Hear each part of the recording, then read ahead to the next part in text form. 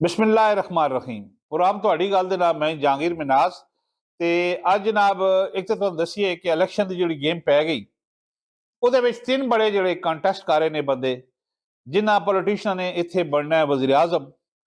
ਉਹ ਜਨਾਬ ਆ ਗਏ ਨੇ ਲਾਹੌਰ ਦੇ ਵਿੱਚ। ਕੌਮੀ ਅਸੈਂਬਲੀ ਦੇ ਲਾਹੌਰ ਦੇ ਵਿੱਚ 14 ਹਲਕੇ ਨੇ ਔਰ ਇਹਨਾਂ 14 ਹਲਕਿਆਂ ਦੇ ਵਿੱਚ ਇਮਰਾਨ ਖਾਨ ਵੀ ਆ ਗਿਆ, नवाज शरीफ भी आ गया और बिलावल भुट्टो जरदारी भी आ गया। जनाब कंपेन की जी आगाज है वो तो सोशल मीडिया ते ही होया, लेकिन क्योंकि इलेक्शन की गेमा गैमी है और पाकिस्तान के पता है कि हर आदमी जो है पॉलिटिक्स डिस्कस करना उसका मरगूब मुश्किल है। लिहाजा ये जनाब नजर लग गई लोगों दी लाहौर। हालांकि नवाज शरीफ ने एन 103 लाहौर तो कागज जमा कराए ने, गवाल मंडी का इलाका है, और मनसेरे एन ए 15 तो भी कराए ने और मनसेरा भी बड़ा टफ मुकाबला अज आजम सवाती ने कागजात भी चैलेंज करते हैं। इस तरह जो बिलावल भुट्टो जरदारी है वो जनाब है ने एन ए 127। ये जो एन ए 127 है इतने मुस्लिम लीग नून का मलक परवेज जोड़ा है वह पहले जितया परवेज मलक, हुण उसदी बेगम है शाइस्ता मलक लड़ रही है। इत्थों ही जनाब इस्तेकाम पाकिस्तान का ओन चौधरी भी लड़ रहा है और इत्थों ही बिलावल भुट्टो जरदारी भी लड़ रहे। अगे आ जाओ जनाब इमरान खान जो हल्का जिथों लड़ रहा है लाहौर तो वह है जी एन ए 122। ये डिफेंस का इलाका है और इमरान खान वास्ते ये जनाब सोचा गया क्योंकि इतने लोग ने सारे मम्मी डैडी और जड़ा सारा सोशल मीडिया का सारा सारा एक्टिविस्ट कह लो ये इतने मौजूद है। लिहाजा इमरान खान भी आ गया 122 हल्का डिफेंस का लाहौर का।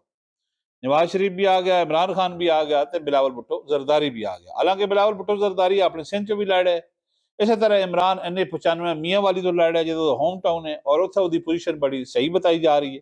मियाँ वाली के 2 हल्के ने, एक डॉक्टर शेर अफगर न्याजी का बेटा जितया है अमजद न्याजी और एक इमरान खान है। लिहाजा ये जनाब मुकाबला तो पै गया त्रियां का। हुण जिहड़ी सब तो दिलचस्प सूरत हाल है जिहड़ी तुहाडे नाल गल करनी है दूसरी आज, एक तो इलैक्शन वाली गल हो गई, इन्हां दे कागज जमा हो गए, इन्हां दे मुकाबले शुरू हो गए। वो है कि मियाँ नवाज शरीफ साहब एस्टैब्लिशमेंट के बारे की गुफ्तगू कर रहे हैं और एस्टैब्लिशमेंट मियाँ साहब के बारे की सोच रही। क्यों? एक गुफ्तगू तो हो रही है उत्थे पार्लिमानी बोर्डा के इजलास है। मियाँ साहब 4 दिन कट देन ना, 4 दिन 48 घंटे समझो या 50 घंटे कह दो, उन्होंने फिर दौरा पै जाता है अपने माजी की महरूमिया का। लिहाजा वो जो 4 किरदार उन्होंने टलते नहीं। बाजवा साहब हो गए, जनरल फैज साहब हो गए, तो Saqib Nisar justice chief justice हो गया और आसफ नासिर खोसा जो है आसफ खोसा हो गया। ये फिर कहते जी मैं एहतसाब करना परसों ना फिर अपनी मुलाकात जज्बे आ गए, जोश आ गए। जिले कारकुन वेख देना कि बाकी हथ बधे हुए तो मुस्लिम लीग नून ही आ रही है और जनाब एक सीट से 10 कैंडिडेट भेड़ पे है, पिंडी भी भेड़ पे है। लिहाजा मियाँ साहब फिर उधर टुर पौधे कि मैंने आके ये करना है वो करना है। चलो मियाँ साहब की खबर तो कल लीक हुई तो ये जनाब इरफान सदीकी सेनेटर ने यह भी कहा कि शायद मियाँ साहब वज़ीर आज़म ना हो, यानी शहबाज शरीफ हो। वो कि शहबाज शरीफ चेक वाले रोज कोट पा के तारफ करना कि भाईजान आ रहे, यानी मियाँ नवाज शरीफ साहब आ रहे।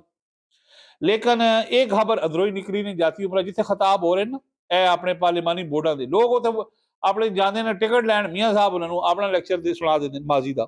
स्टोरी टेलर तो है मियाँ साहब बड़े अच्छे।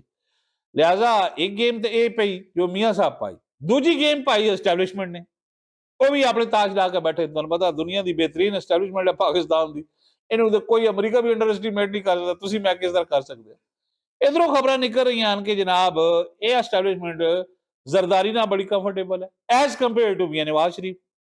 लिहाजा जरदारी साहब कोई जोश विच कम नहीं पाता, बड़ा ही डूंगा खिलाड़ी। तुसीं वेखो ना एतजाज हसन नूं आप उतारिया होया सी, लोग समझते बाकी जी एतजाज हसन का सर पट्टा हो गया जी, सरकार ये सर मार दिया जी, ये वो जी साई हो गया जी। कोई साई नहीं होया, कोई कुछ भी नहीं होया। ये सारा एजेंडा आसिफ अली जरदारी का कि मैं पोलाइट चलता रहांगा एस्टैब्लिशमेंट नाल, तू अपना मुद्दा भी बयान करता रहे। इस तरह एक आइन का मुहाफिज रखिया अपना रजा रब्बानी सेनेटर, वो भी गल कर जाता है, कभी रो पाता है, कभी हस पाता है, कभी कहता है मेरे से दस्खत हुए, कभी कुछ। लिहाजा जरदारी ना एस्टैब्लिशमेंट फिर भी इस तो ठीक है कि वह अपना रिप्लाई कोई नहीं, वो बिल्कुल हुट खा जाएगा तो कहेगा मैं तो मुर्गी खा दी।